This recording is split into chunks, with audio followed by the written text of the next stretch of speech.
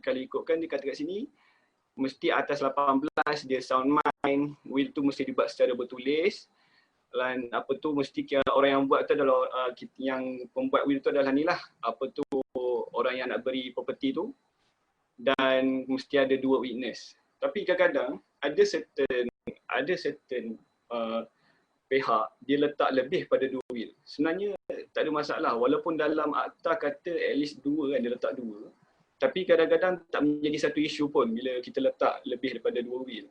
Cuma kadang-kadang secara formality kadang ada orang petikai, tapi bila di mahkamah dia lebih melihat kepada will tu valid tak, adakah will tu dibuat mengikut secara formal, maknanya ada tak testator, ada tak beneficiary, ada tak list property yang hendak diberi, ada tak witness, ada tak dia punya executor yang dilantik.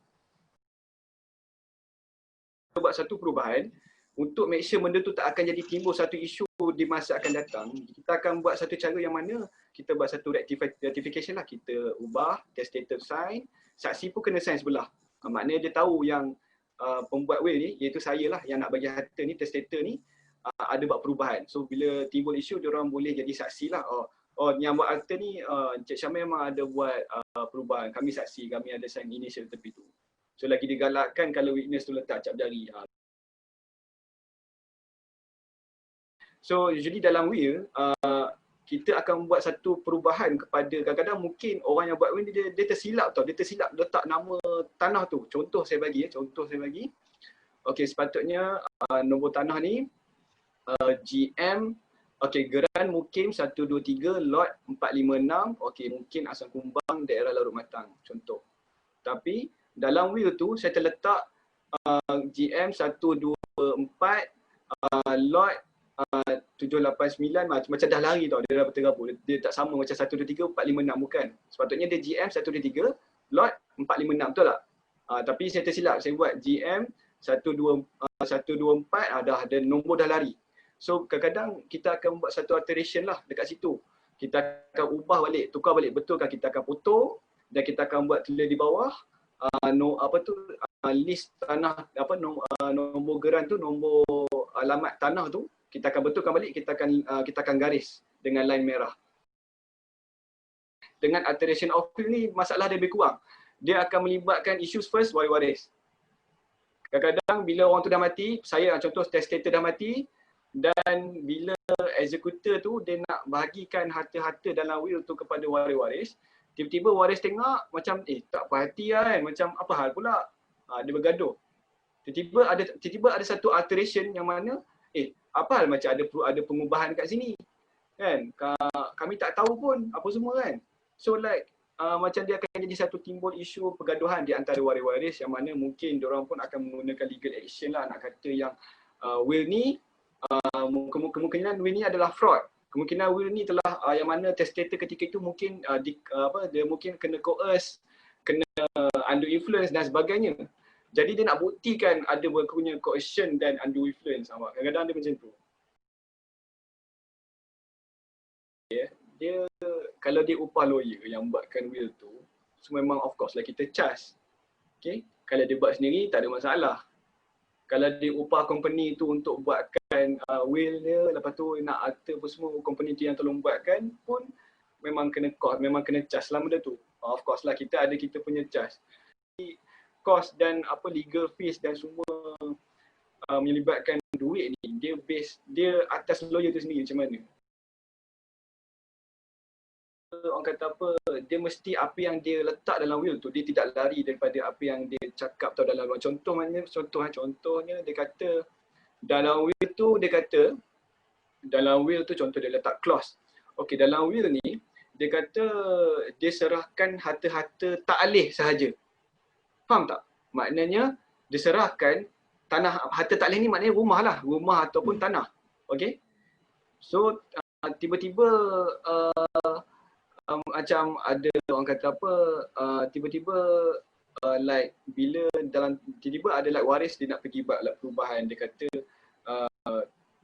dalam will ni pun boleh ditambah untuk harta alih.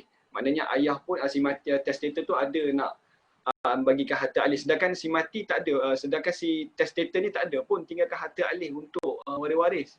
Tapi kadang-kadang macam waris-waris ni memandai, so diorang kadang diorang akan buat satu macam like bentuk fraudulent lah. Dia akan forge tau. Dia akan forge? Dia akan forge FORGE. Dia akan like buat satu penipuan kat atas will tu. Dia akan forge will tu. Dia akan buat satu macam penambahan. Okay. So yang bila melibatkan altering will provision ni adalah macam ni lah, mesti jangan yang elements yang 6 tu lah yang melibatkan apa, fraudulent, misrepresentation dan mistake apa semua tu. Betul, mesti itu prohibit lah dalam altering a will. Memang prohibit. Tak boleh. Korang tak boleh bila altering a will, okay, contoh waris-waris di situ dia tiba dia orang macam like undue influence kepada testator ni, kata like sebelum tu dalam will tu ayah saya, contohlah saya testator, okey. Tadi saya kata saya ada 10 tanah, okey. Contoh dalam 10 tanah tu saya ada 5 orang anak. Jadi seorang akan dapat 2 tanah. Contoh A dapat tanah di A akan dapat tanah di Perak, A juga akan dapat tanah di Kedah, okey. Lepas tu B akan dapat tanah di ni, B akan dapat tanah di mana, faham tak? Okay, so ada 5 orang akan dapat 2 tanah. Tiba-tiba berlakunya alteration, dan alteration tu dipengaruhi oleh undue influence, yang mana mungkin ada waris lain, dia cuba orang kata apa, ambil kesempatan, dia pengaruh ayah dia. Okey, dia kata ayah bagi je 10 tanah tu, letak je nama yang si E. Okey, contoh. Macam tu. So memang benda tu pernah berlaku, bukan pernah berlaku lah, sampai sekarang berlaku dalam perubahan wasiat. Dia orang memang pengaruh. Dan dalam testator bagi semua 10 tanah tu dekat anak yang kelima. Lagi 4 orang tak dapat. Letak sebelum tu, 4 ni dapat. So dia alter balik. Okey, letak. So yang orang yang boleh, so ketika tu, orang yang boleh mengesahkan berlakunya undue influence adalah siapa? Testator tu dan witness. Betul tak? Betul tak? Betul. Sebab bila kita alter benda tu, kita kena ada witness, betul tak? And then tiba-tiba saya kata tadi, ada anak yang kelima tu, dia ada sekali, dan dia pengaruh ayah dia untuk alter will tu, letak semua will tu, letak semua tanah tu atas nama anak yang kelima tu je. Dan di situ witness pun just macam, oh tak kisah, diorang just sign sebagai ni, cakap rectify lah berlakunya alteration, betul lah, diorang rectify, diorang mengesahkan saja. So bila ada macam berlaku pergaduhan di antara waris-waris, diorang berebut, diorang kata, ayah kata sebelum ni nak bagi tanah ni dekat A dan B apa semua kan, kenapa dapat semua dekat yang anak yang kelima ni, betul tak? So diorang akan petikai. Kenapa dapat dekat E? Kenapa ABCD tak dapat? Okay, so bila benda ni bawa ke mahkamah dan berlaku problem, so dia akan buat isu ni naik ke mahkamah, dan orang yang dipanggil adalah siapa? Testator tu sendiri kalau dia masih hidup. Kalau dia dah mati, kalau testator tu dah mati, dia akan panggil witness. Cuma yang jadi permasalahan dengan witness ni, yang 2 orang witness ni, kalau dia orang kena sogok. Faham tak? So macam like yang E ni, dia dah bayar kat 2 orang witness ni untuk cakap bahawa memang betul ayah dia serah kepada dia. So dia orang pun betul, kami ngesahkan memang ni. So like undue influence coercion ni memang susah nak dibuktikan, melainkan saksi bercakap benar. Altering will tu jangan-jangan ada orang nak, macam setakat tak pernah isu lah, sebab kalau ada kes melibatkan altering a will, selalunya lawyer-lawyer memang akan panggil waris-waris, dia akan panggil testator tu, orang yang buat will tu, okey. Saya lah, contoh saya yang buat will tu, saya upah lawyer buat saya punya will tu kan. Yang dia akan, saya akan apa, selalunya lawyer akan panggil testator, lepas tu dia akan panggil witness, lawyer akan panggil witness, so datang kumpul kat pejabat, okey. Ni nak alter macam mana ni, korang nak ikut macam mana ni, yang si testator ni nak bagi kat siapa, tanah ni betul ke nak bagi. So witness pun okey, rectify. Bila melibatkan pandemik ini, dia berlaku bila kita nak buat satu pengesahan di depan hakim, dia akan jatuh kepada lawyer tu untuk meyakinkan meyakinkan mahkamah yang mulia bahawa alteration ni telah berlaku. Okey, antara cara dia adalah mendapatkan surat akuan. Dan dalam alteration tu, okey contoh kan, saya letak will kan, macam saya kata tadi, kalau ikutkan secara manual, dalam will tu, saya akan bagi tahu apa saya nak tambah, betul tak? Dan saya akan sign dekat tepi. Saya buat initial saya letak cap jari, saya letak nombor IC saya. Lepas tu dekat tepi tu, tepi yang tambahan benda yang saya buat tu, saksi saya, Fatin dengan Sarah pun sign letak nombor IC cap jari contoh kan. Itu secara manual. Tapi sekarang ni disebabkan secara online, macam mana Afiqah dia nak mendapatkan secara pengesahan bahawa Fatin dan Sarah ni semua. So yang buat alteration tadi tu Afiqah, Afiqah dia akan buat alteration. Lepas tu dia akan chop dan dia akan buat dia akan chop lawyer dia lah, dia akan sign kat situ. Dan Fatin, saya dan Sarah, kita akan hantar kepada Afiqah satu surat akuan yang mengatakan kita telah mengaku sumpah bahawa kita ada buat satu alteration, tapi tidak dapat dibuat secara manual kerana berlakunya PKP, disebabkan PKP pandemik inilah yang menghalang pergerakan kita untuk ke firm Afiqah untuk buat perubahan. Dan benda tu kita akan bila benda tu jadi satu, contohlah bila benda tu one day jadi timbul isu, okey, dan dibawa ke mahkamah. Dan mahkamah akan tengok kenapa dia bagi alteration ni Afiqah yang sign letak chop Afiqah. Kenapa?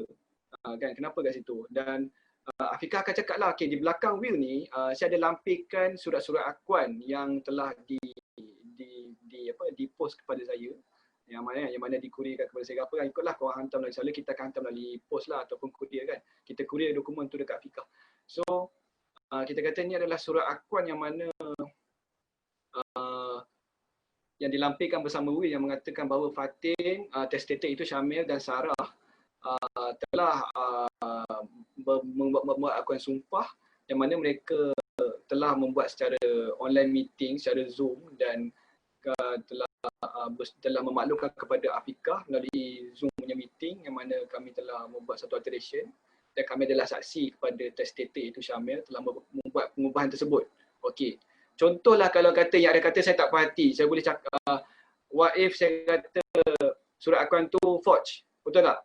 Boleh timbul isu juga, betul tak? Sebab time pandemik kan. Jadi macam mana Afiqah nak buktikan benda tu kita punya surat akuan? Macam mana kita nak buktikan Afiqah walaupun dah ada persuruhjaya sumpah, dah cop dah apa, tapi elemen of forge boleh timbul. Contoh pihak yang mempertikaikan, mungkin waris-waris dia orang pertikai, ni ada dia orang katalah contoh surat sumpah tu mungkin Afiqah yang forge. So Afiqah dia akan kata, yang dengan izin Arif, saya sini saya lampirkan juga inilah CD yang mana rakaman daripada bukti rakaman bahawa kami ada buat recording secara Zoom meeting yang mana Fatin dan Sarah yang merupakan saksi pada testator yang bahawa dia ada buat alteration ke atas will tersebut di hadapan Afiqah, di hadapan saya lah. Ini adalah bukti CD contoh. So dia akan play lah CD tu di mahkamah di depan yang ada, so dia akan tengok betul.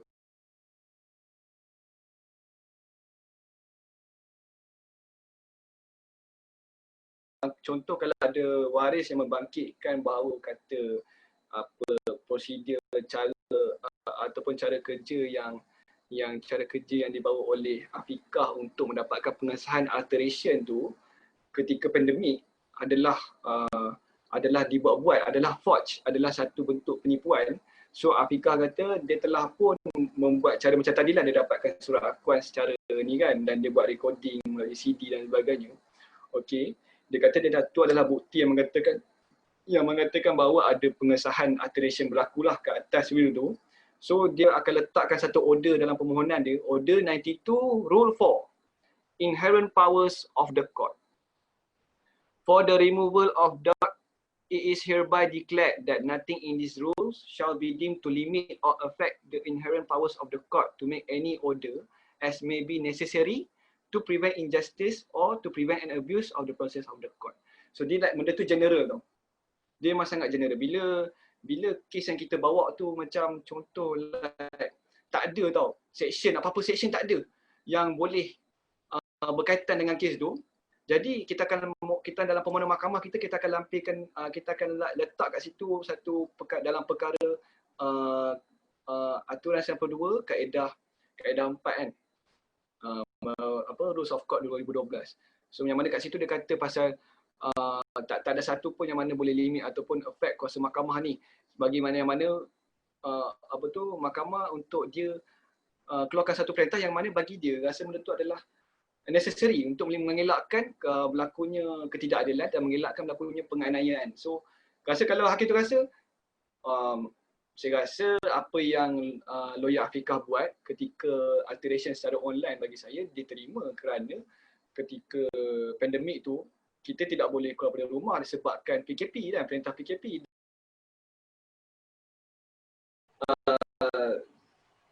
Tak perlu pun sebenarnya. Bagi saya tak perlu. Sebab in the end, kalau ada isu berbangkit, ini my own personal opinion, kalau ada isu berbangkit. Sebab bagi saya apa yang dah ada dalam Wills Act dan probate dan sebagainya, apa yang dah sedia ada, dah okey dah. Cumanya dia akan jadi necessary ke tak, saya rasa tak perlu. Melainkan benda tu nampak dia punya bias dan tidak sesuai lah nak letakkan dalam, tak sesuai lah nak diletakkan sebagian pada will punya akta. Dia kena tengok kat kesesuaian dia. Kalau dia tak sesuai, of course lah dia akan repeal benda tu, dia akan amend balik. Tapi kalau macam bagi saya sekarang, saya rasa dah okey dah, tak ada masalah dah. Saya rasa